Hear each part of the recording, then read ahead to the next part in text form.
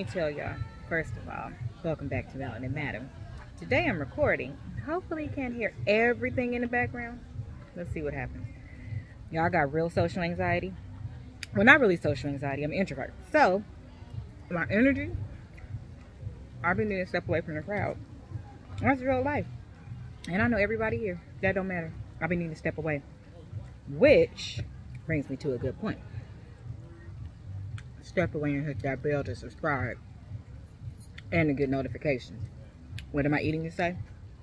I am eating, I got a Taco Man.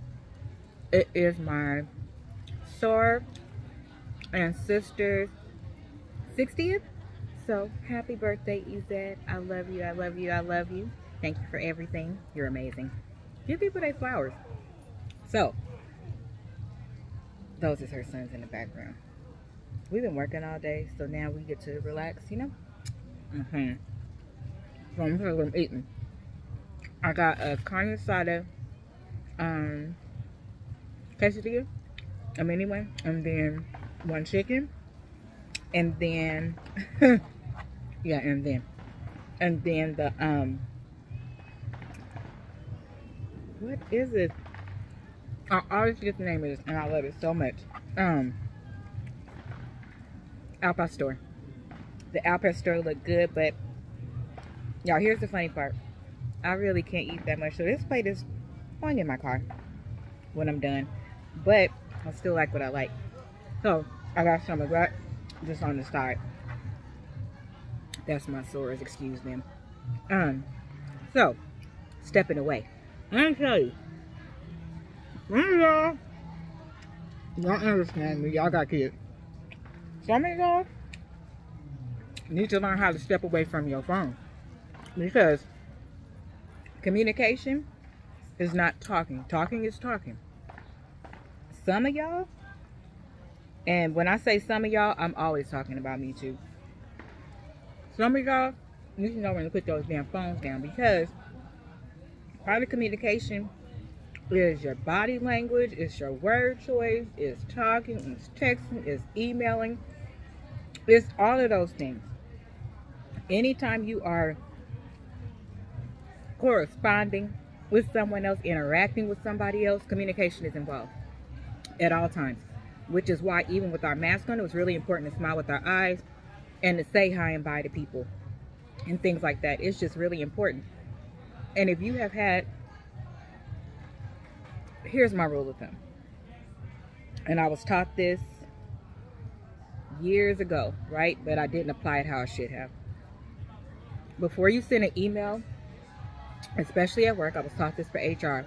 Before you send an email, especially one that has emotion in it, right?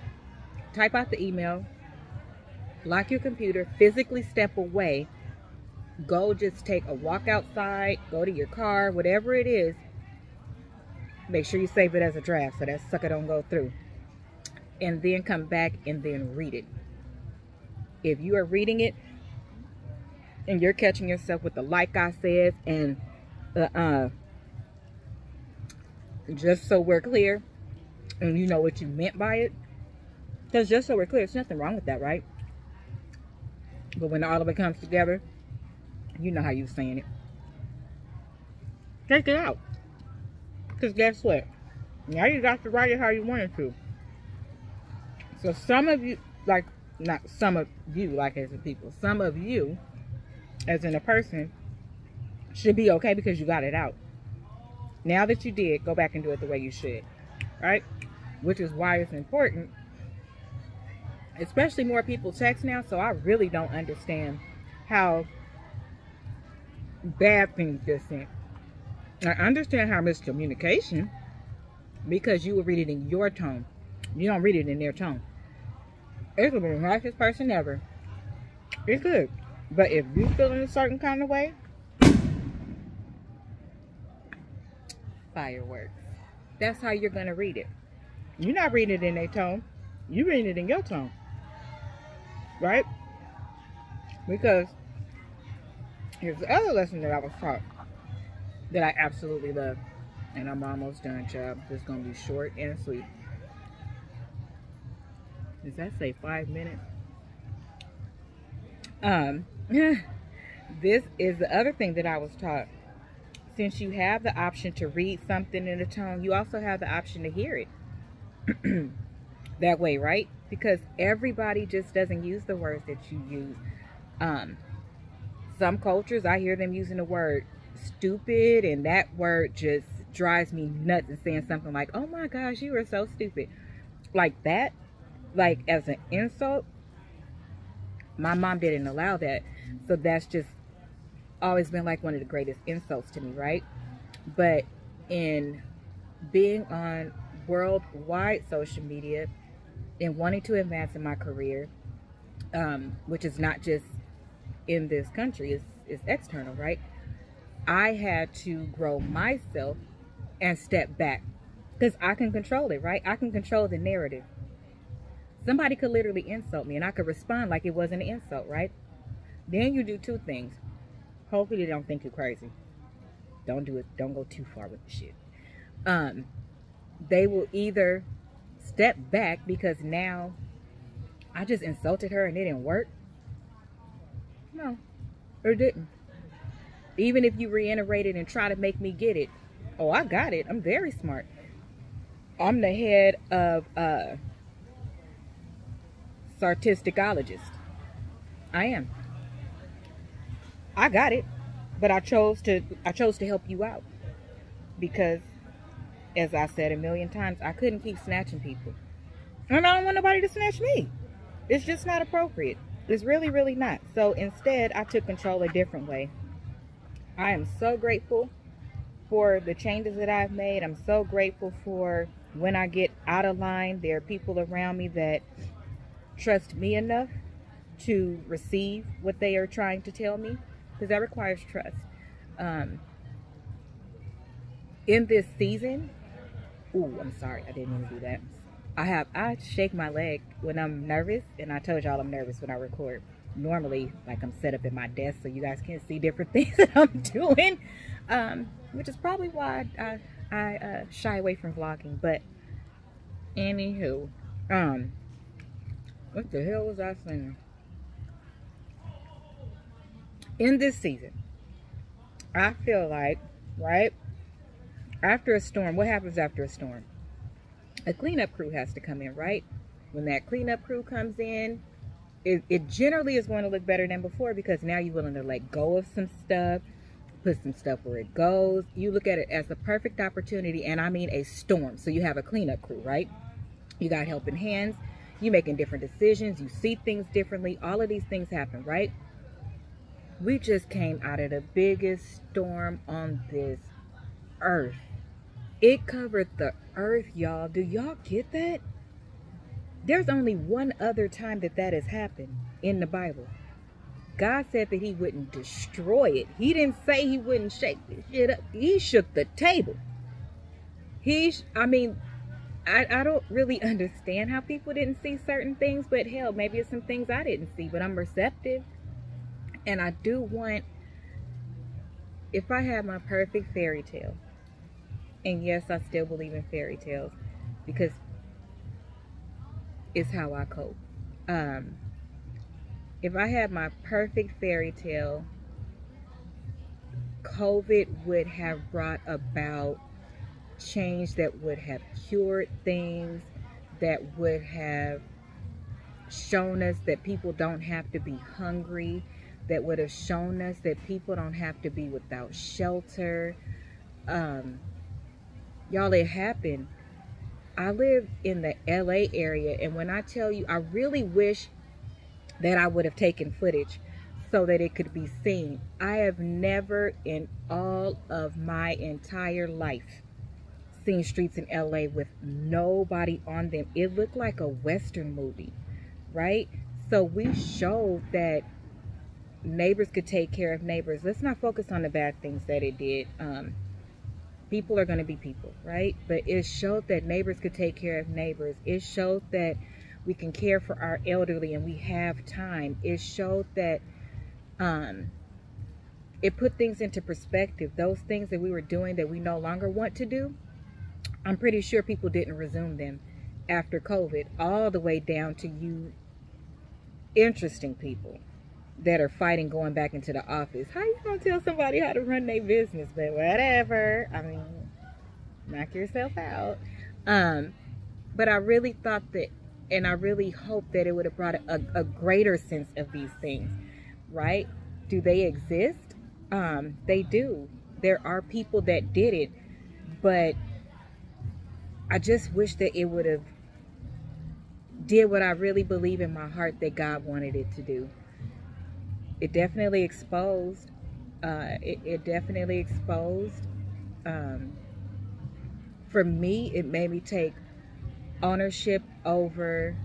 I am a soft person. I am a person that cares. And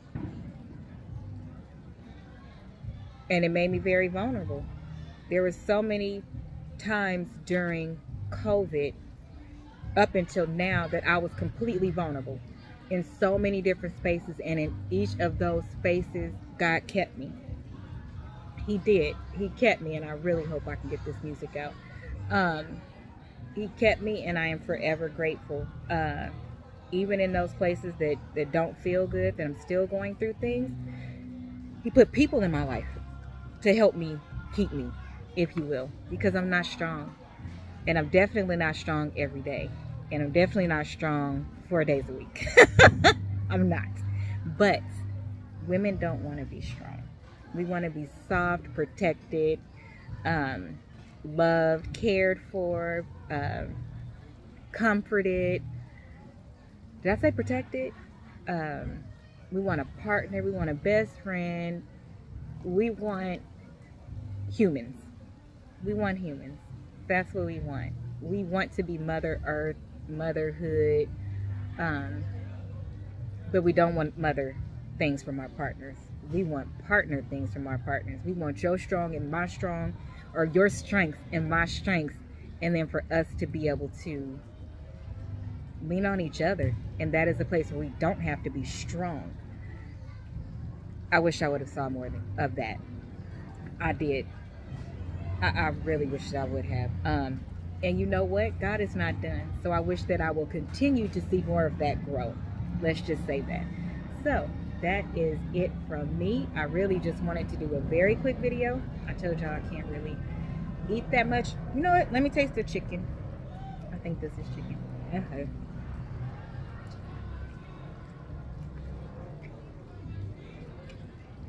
It is. The chicken is more seasoned than the steak. That's normal.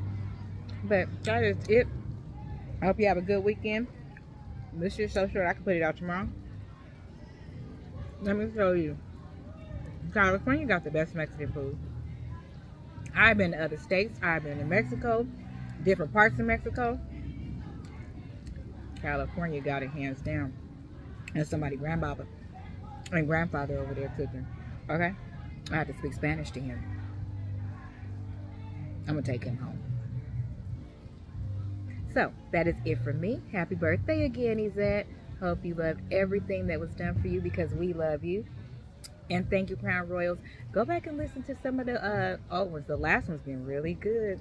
I'm trying to tell y'all better jump on these lives, because baby, listen, it's like meeting in my living room. Join us.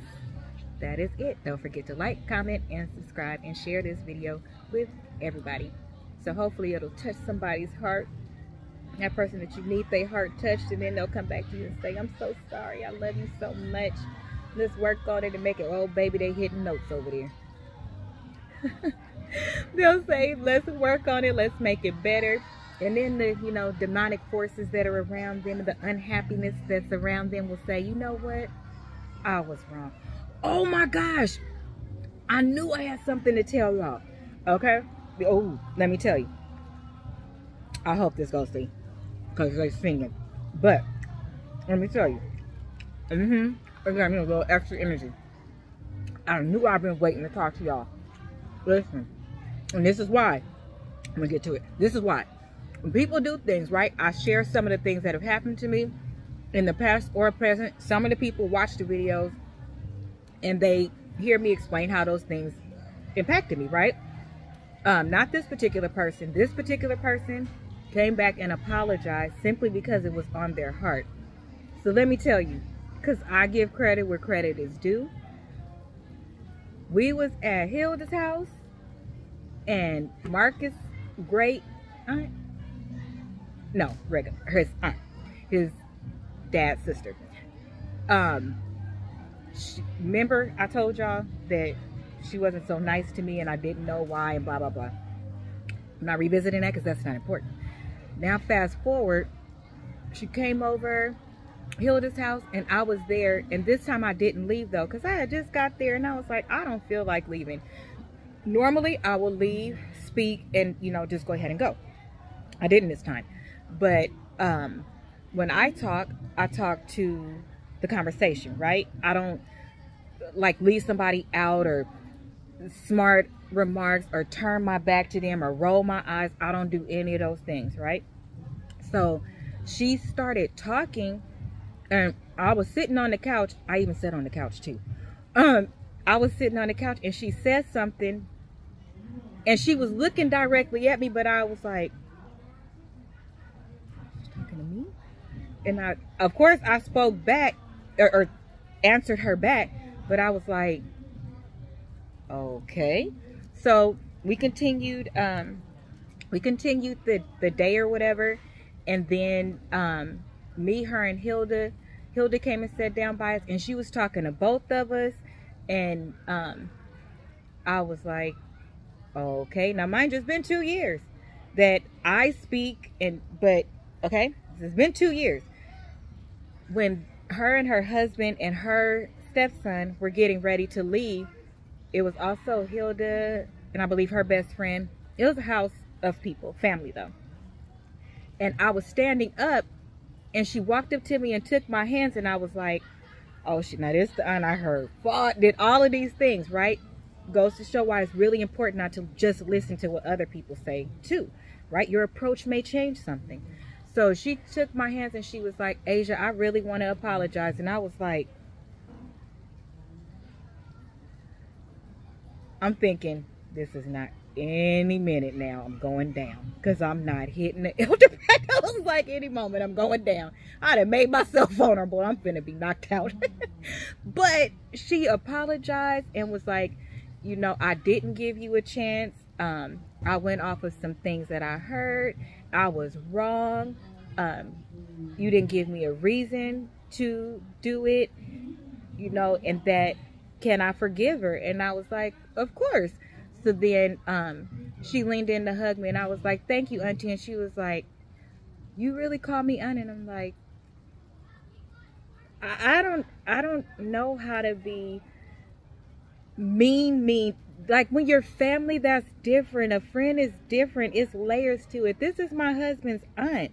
I don't know what happened between all of the things before I got there, but that's not for me to come in and adapt the same behavior as everybody else. It's for me to come in because maybe if people see that you can coexist, people see that you can still respect your elders, even if they say things to you, if they're not in your face and whatnot, you can walk away. You have a choice.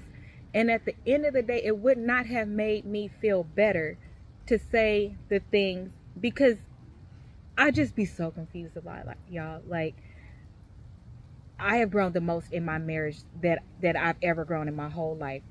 And that's from a personal perspective. At corporate, that was different. But most of what I learned there helped me in real life, because if I can apply those things there for a check, I could certainly apply them with the people that I love or need to grow to love, right? Because you've got to think, a lot of the things that I went through in my marriage at the beginning was from people that I didn't really know. I loved them and walked in with the open heart because Mark loved them. Our relationship for the whole 9 or whatever years that we knew each other, with the break in the middle, I was with him. I saw his mother once,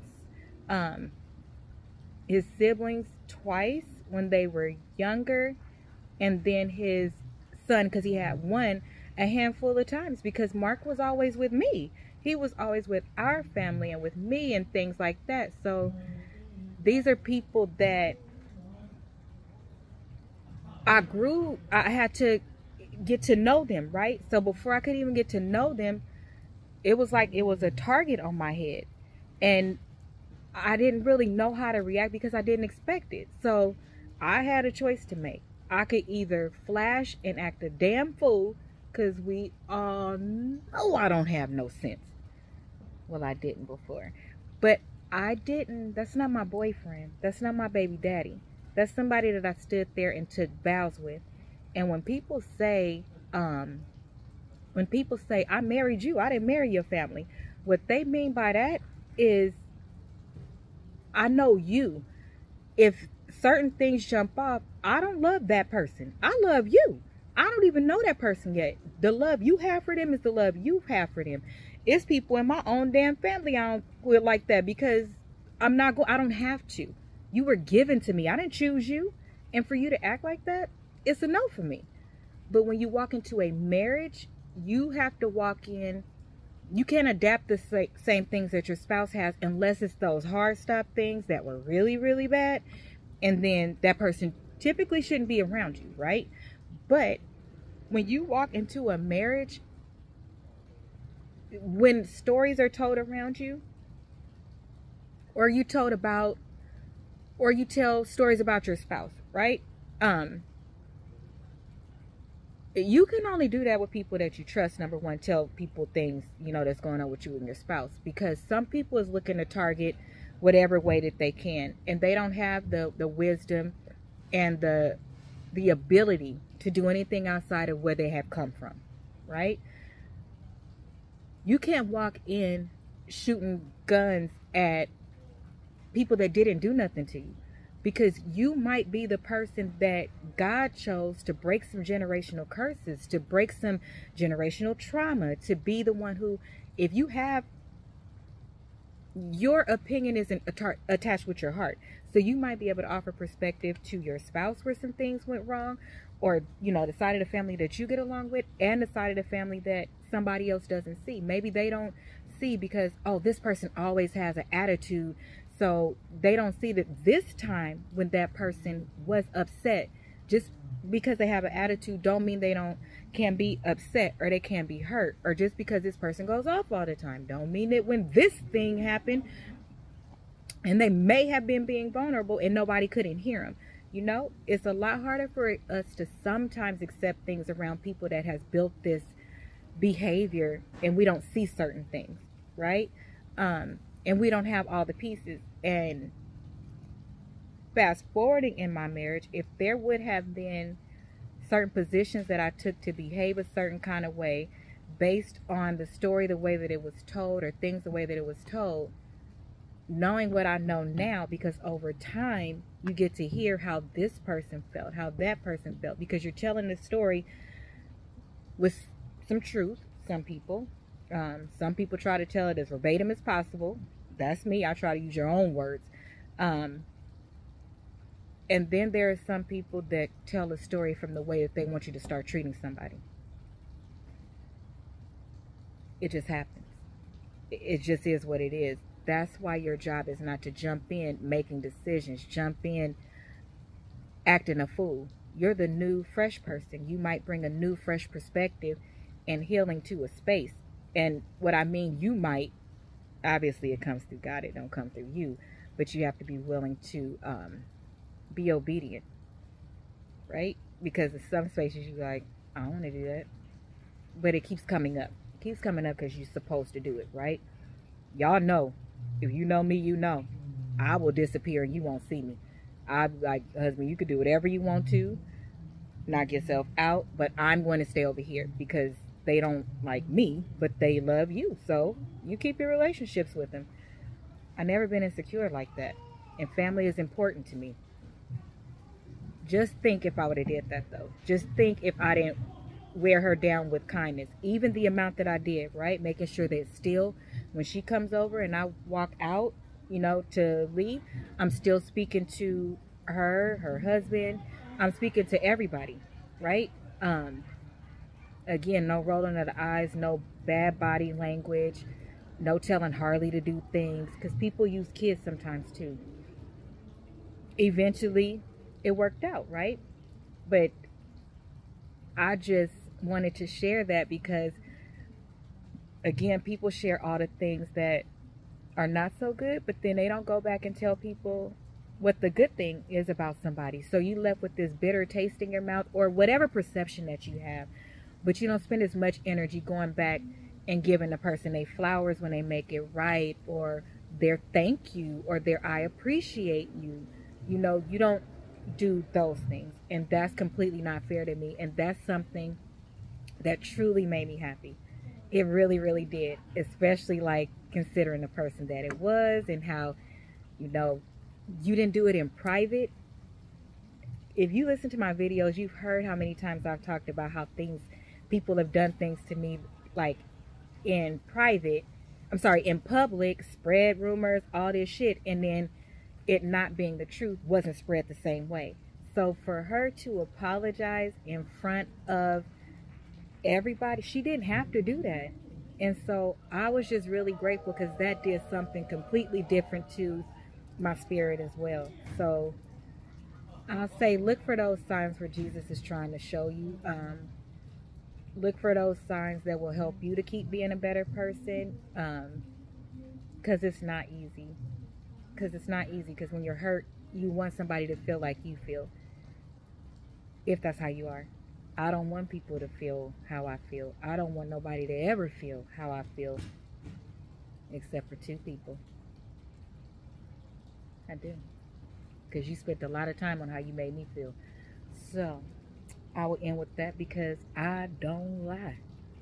What you gonna do to me? Whoop me? What you gonna do to me? Increase my rent? Please don't increase my rent. Don't do that. Okay, that's it. Good night. But thank you so much, Auntie. I appreciate you. I love you. I'm really grateful. And now, we went gambling that night and everything, child, and I won money. I'm trying to say, we had a good old day that day. Oh, and that last thing. She actually, no, we didn't go gambling that day. We went gambling just recently, because she rang the bell from being cancer free. So I'm so grateful for her. And that was something amazing to hear. So I'll include it after this. So thank you, Auntie. I love you and I appreciate you. Subscribe, everybody. Boop. Good night.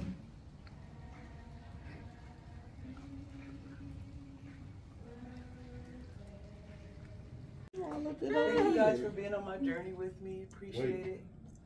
Appreciate you guys. Oh, shoot. Ready? No. Ready. Wait. You ready? Okay. Yes, yes. Dad, no more cancer. You can do it again. Because if it was food, he would have got it. It's done. I'm done. Thank you, Jesus. Amen. Thank Look you. at God. Yep, look at God. That's who did it.